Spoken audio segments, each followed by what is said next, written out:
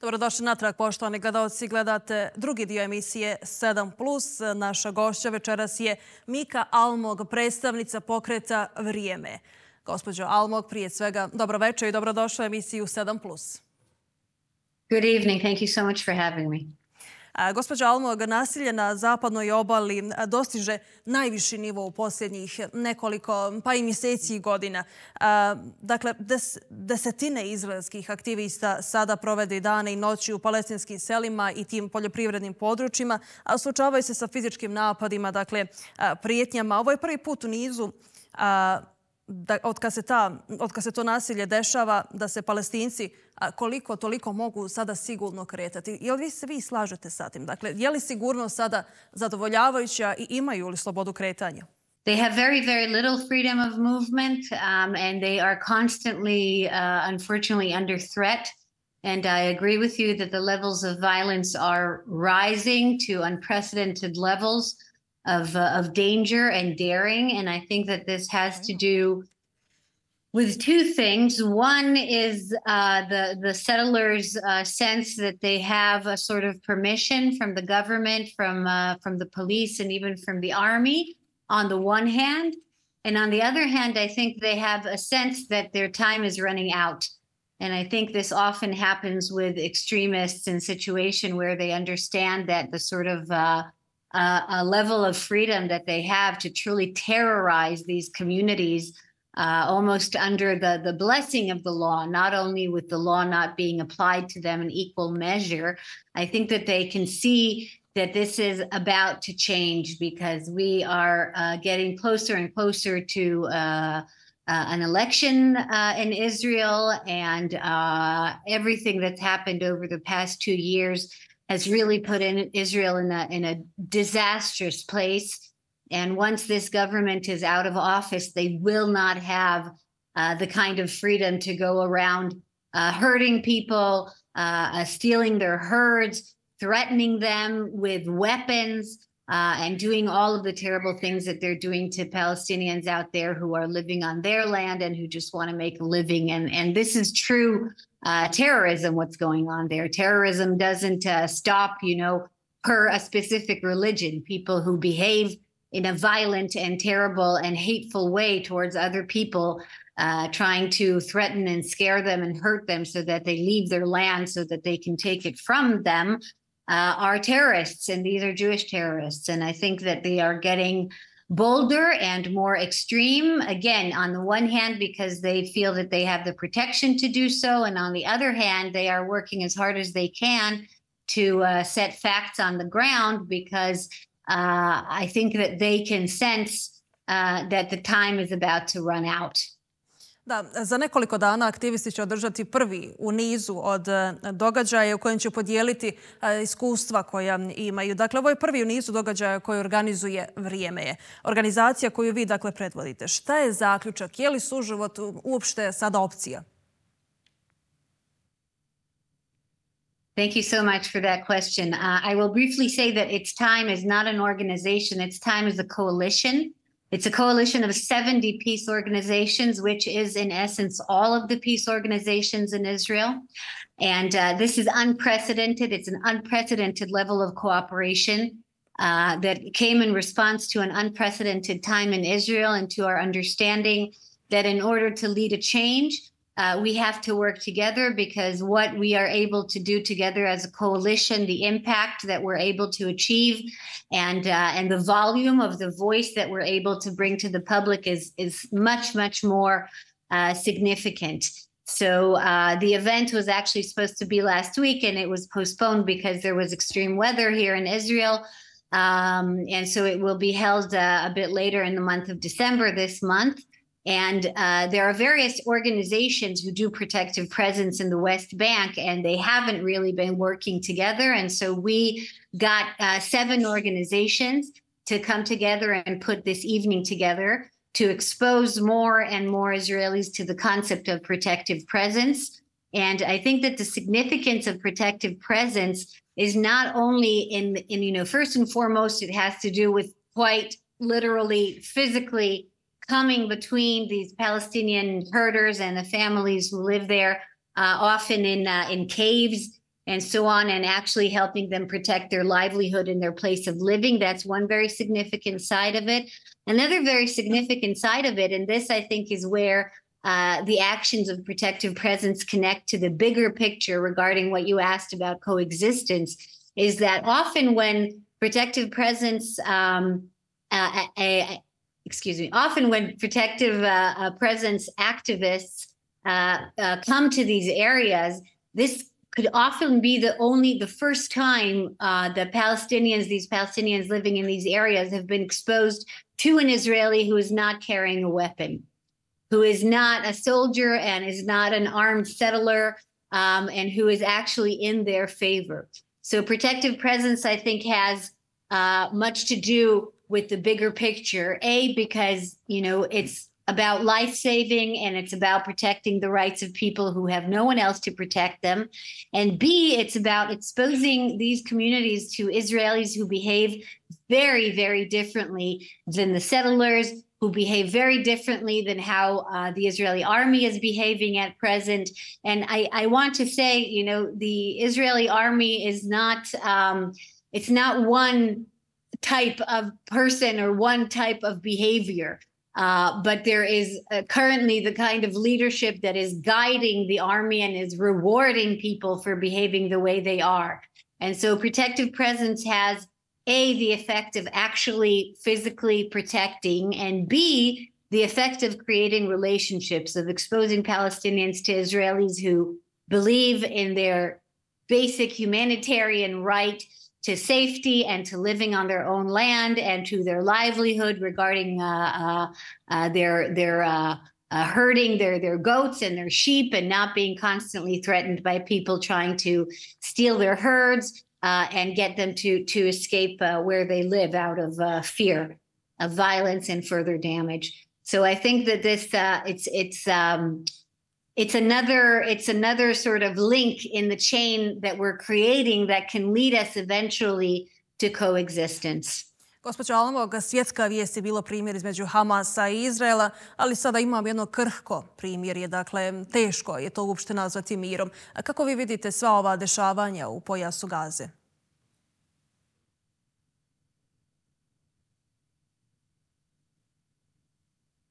My opinion on the situation developing in Gaza right now is that it's terrible. I am very, very happy for the release of the hostages and the ceasefire. And yet I am aware that Palestinians are still dying every day, that Palestinians are still living in camps, living in tents, despite this very harsh weather that we've been having in the winter with rain and wind and floodings. The war is not truly over until we start to reconstruct Gaza and reconstruct a plan for the future. And that, I am afraid, will require changes in our government and leadership on both sides. And the good news is that the vast majority of people, the actual people in Israel and in Palestine, want that to happen. They want peace. They want coexistence. They do not buy into this illusion that one of the two people is, someday going to just vanish and disappear. The vast majority of Israelis do not want to be an occupying force over 7 million Palestinians. And the vast majority of Palestinians understand that Israelis are not going to go anywhere and that eventually we will need to be able to share this land. And the tragedy of it is the amount of blood that has been spilled in order for that to happen. And I'm sure, that in Bosnia, you also well understand the futility of a very, very harmful war that is often led by leaders who do not have their people's interest at the top of their priorities. And what we're looking at both in Israel and in Palestine are leaders who are not thinking about their peoples, who are thinking about themselves, who are some of whom are corrupt, some of whom are extremists with messianic ideology. In that sense, I think that Israelis and Palestinians have a great deal in common because we are both being held hostage by a leadership that isn't guided by our best interest, but it's guided either by some sort of completely unrealistic and in my mind also very, very childish sort of dream-based idea that you can have everything. On our side, Netanyahu has repeatedly used the term total victory. And, anyone who is an adult, okay, anyone who's over 20 should already know that nothing in life is total, that all of life is a compromise, and that the way to make things work is to get two parties who disagree together and find out how one side can compromise and the other side can compromise in order to achieve a middle result that we can agree on, that can enable all of us to have good, safe lives with our full rights intact. And so those who are opposed to that are either extremists blinded by their own messianic plans and desires, and so they cannot be part of this conversation, or they are corrupt and are serving only their own interests, in which case they should not be above the law. And so I think one of the things that's happened in Israel, and this has happened not only in Israel but in other places, is the shift of the overtone window, if you know what I mean, where what used to be considered extreme and peripheral has entered the mainstream. And we need to reorder that. And we need to reorder that, meaning that the people who are extremists need to be on the periphery of society. That's where they belong. They too cannot be obliterated. We're not going to wake up someday and not have any extremists in our society. Every society has some, but they cannot be in the heart of our mainstream. They cannot be in the heart of our leadership because they do not represent the majority of our people. And so I think that is part of the process that we need to do, is to change our government, to demand a different kind of leadership. And at the same time, without waiting for the change, we need to make things happen on the ground. So to reconnect to protective presence, that's what protective presence is doing. Protective presence is out there to show these Palestinians the face of the true Israeli, of the majority of Israelis who desire a very different kind of future here. Humanitarna pomoć ulazi u pojas Gaze, pa možemo reći na kapaljku. Dakle, svjedočimo groznim prizorima. Je li svijet mogao i trebao uraditi više? Jeste li bili u prilici razgovarati sa humanitarcima? Oni koji jesu, kažu da su svjedočili groznim uvjetima i da je sve bilo pod oštrom ingerencijom Izraela. Što vi kažete?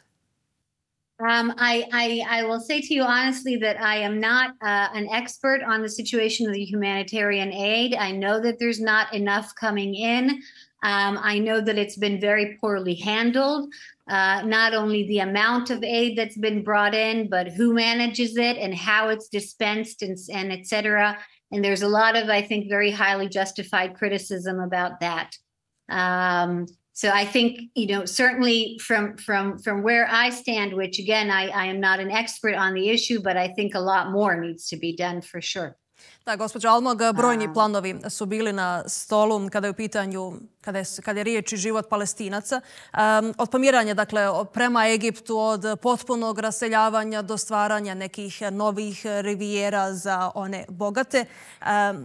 Je li ovo neki novi nivo dehumanizacije? Čemu svjedočimo?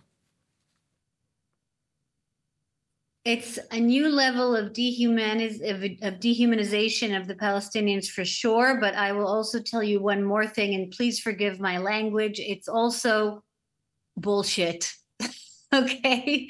Or I'll use another word in case you need to edit that out. It's also nonsense. None of those plans are in any way realistic. The countries that were brought up as potential new homes for the Palestinians don't want the Palestinians, nor do the Palestinians wish to go there. Nobody would consider, telling a Norwegian, go live in Italy. That's also in Europe. Okay. That's about the same way, asking someone from one European country to go live in another European country because it's all European is similar to telling Palestinians to go live in another Arab country because you're all Arabs. Palestinians have their own identity and their own home. They are Palestinians and their home is Palestine. And above and beyond that, none of those plans are realistic. Again, in the same way that saying total victory is childish, the vision and this ridiculous dream of the Trump Riviera in Gaza is equally silly and childish and not going to happen. What needs to happen now is a reconstruction of Gaza. I certainly think that the world leaders and the Arab world very much can and should be involved in planning and executing and funding the reconstruction of Gaza. I think that this needs to go hand in hand with a new leadership in Gaza that has to be very closely monitored. And I think the better life is in Gaza, the better it will be for Israelis. I have a Palestinian friend who says, I am fighting for the freedom of my people, the Palestinian people, but I believe, and I agree with her, she says, I believe that my freedom will also be your freedom. Okay, the freedom of the Palestinians will also be the freedom of the Israelis. When life in Gaza and everywhere in Palestine is worth living, Israel will be safer too. And we have seen this with other peace agreements. There is nothing as effective for stability and for security for every Israeli individually. Nothing has ever been as effective as peace agreements. And these are peace agreements that need to be carefully thought through and negotiated and held to account by the world and by other Arab countries, etc. And when we're looking at plans, I think the first thing that we need to say is that the first thing we need to do is begin. You know, when we talk about a Palestinian state, it's not going to happen tomorrow morning. But, you know, when people come to individuals like me who still believe in a two-state solution and a peaceful solution, they say, but, you know, how are you going to do it? I say, well, there are several very detailed plans on the table. And once this actually begins to be put into action, to be executed on the ground, then we will have to test various options. And then slowly we will learn and understand what's going to work best. I don't think anyone can or should have the presumption that they know exactly how to do it. But the first step in doing it is starting, is beginning, is declaring as our intention to live peacefully side by side under leadership that is democratic and fair and has rid itself of those who are extremists and those who are corrupt, and filled itself with leadership that sees the Israeli people on both sides. Okay, we need Israeli leadership that puts Israelis first. We need Palestinian leadership that puts Palestinians first. And leadership is forever the result of demand. Okay, there's never, you know, wonderful leadership just laying around. And so what part of what we're doing with the It's Time Coalition, with this coalition of 70 organizations working together, part of our work is to create that public demand for the kind of leadership that will put peace and coexistence and a true end to the Israeli-Palestinian conflict at the very top of its agenda. Bližimo se kraju ovoga razgovora, ali za kraj me zanima vaše mišljenje. Koliko zapravo ljudi u Izraelu znaju šta se dešava u pojasu Gaze?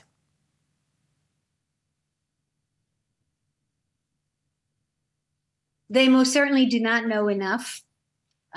Part of the problem of what's been happening in Israel in a more and more extreme fashion over the past 3 decades is that, and within Netanyahu's attempt to turn Israel into a dictatorship, is the undermining of the free press. Israelis do not have enough exposure to what is really happening in Gaza, to what the conditions are in Gaza.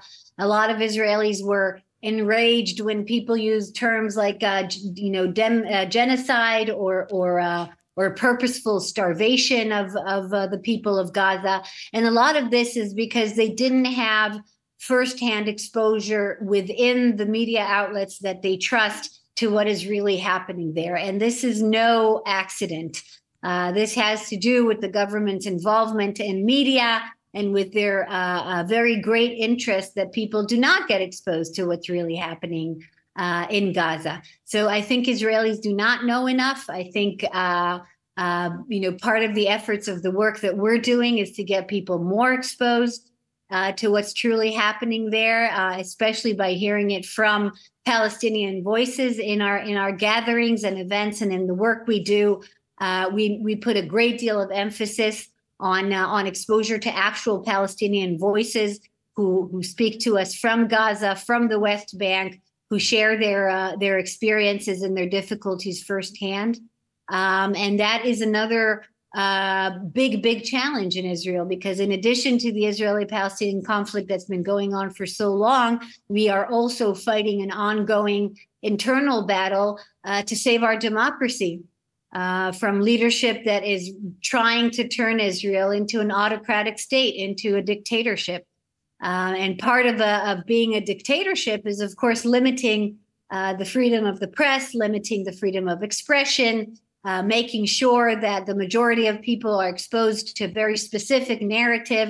And Netanyahu has never taken responsibility for October 7th, which happened under his watch, and which was without a doubt the result of his very misconstrued conception about, Hamas being deterred, about how it was better to weaken Palestinian leadership inside the PLO and to strengthen Hamas in order to create a situation in which there could never be a Palestinian state. And all of these things blew up in our faces on October 7th.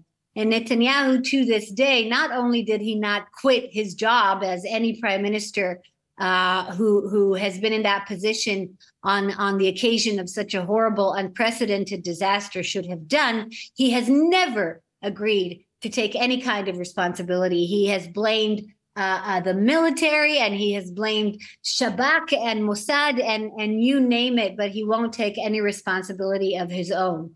And so in addition to the struggle that we have to fight terrorism from outside, we are also in many ways fighting terrorism from within, trying to gut our democracy and really make it a puppet democracy.